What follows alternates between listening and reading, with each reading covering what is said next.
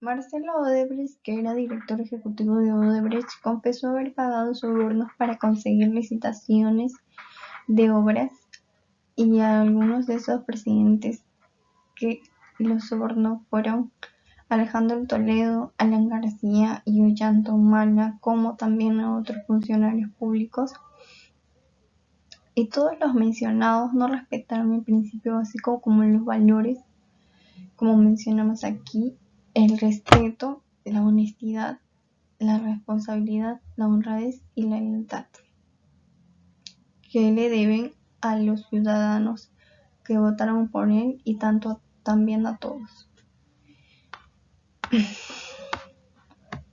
Y también se tienen que ser responsables de todos los actos inmorales que hagan durante todo su cargo. Y como dice Roger Oldroyd de la ética explicada a todo el mundo,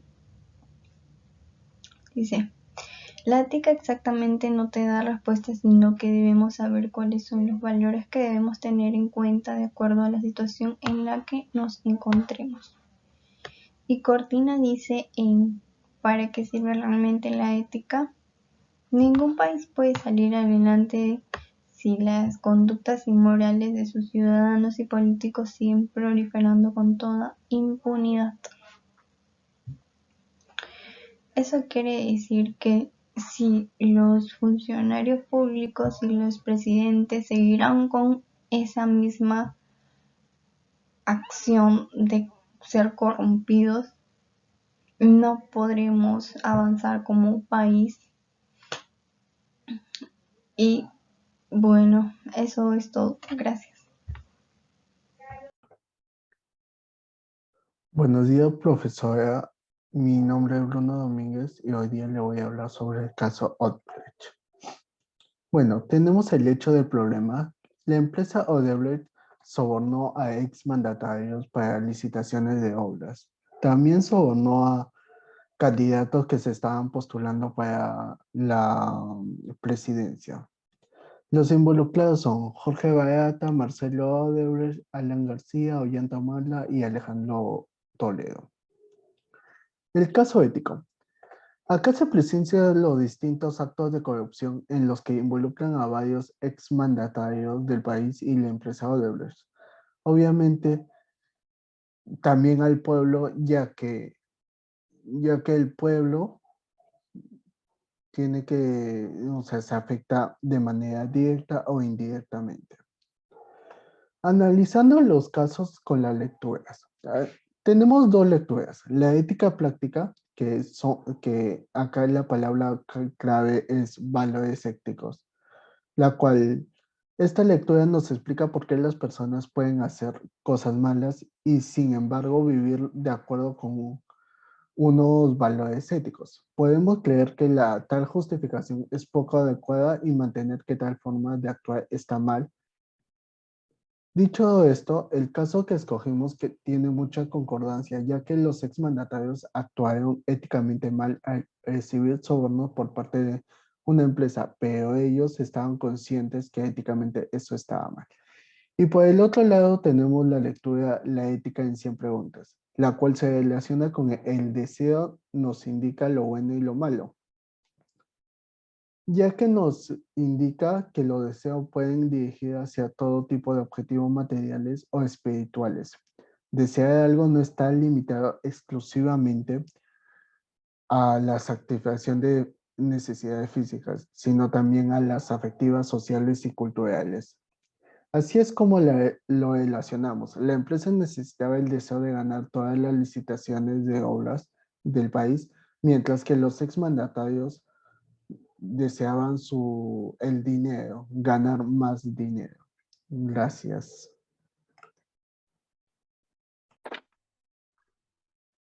Sí, Sebastián Guerrero y mi grupo vio, vamos a hablar sobre el caso de Odebrecht en el Perú y los temas de corrupción relacionados. Las palabras que escogí fueron la conciencia y la persona egoísta. Según Luis María Cifuentes, como lo define en La ética en 100 preguntas, la conciencia es el juicio moral acerca de la bondad o maldad de un actor libre, Esta requiere la facultad de la razón e información teórica y práctica.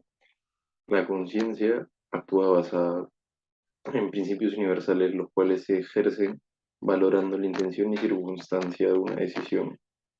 En los casos de la corrupción que involucran a Odebrecht y a los presidentes, múltiples presidentes, no se utilizó la conciencia, puesto que ellos no tuvieron la capacidad de discriminar entre la buena acción, que sería no haber recibido ningún tipo de soborno a cambio de favores de la empresa, que la mala, que fue hacerlo y fue como lo hicieron.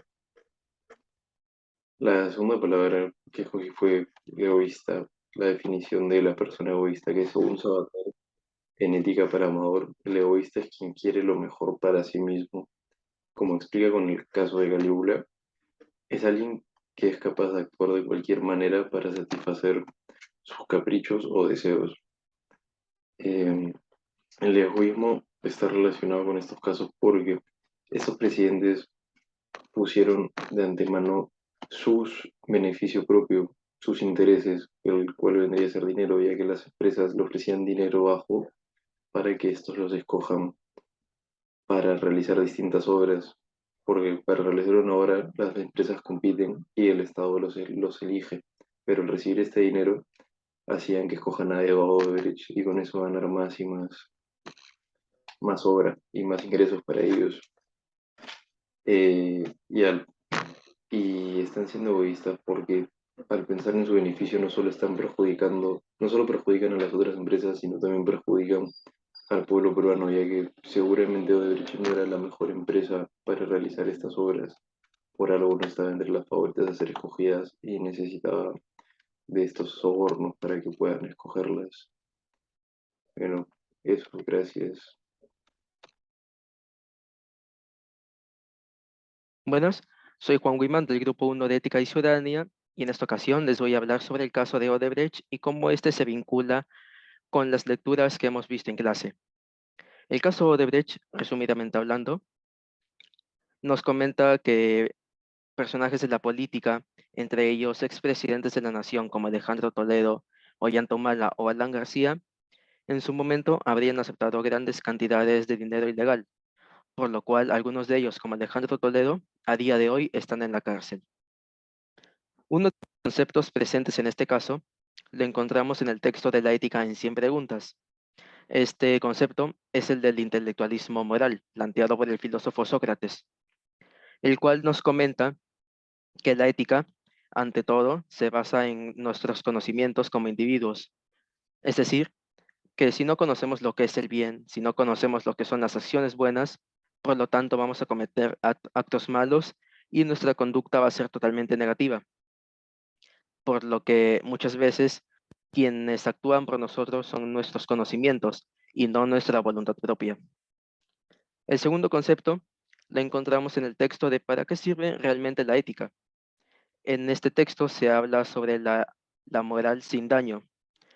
En este caso, podemos utilizar de ejemplo a aquellas personas que brindan su confianza hacia otras y estas últimas personas traicionan la confianza de las personas que se los dan sin que ellos lo sepan.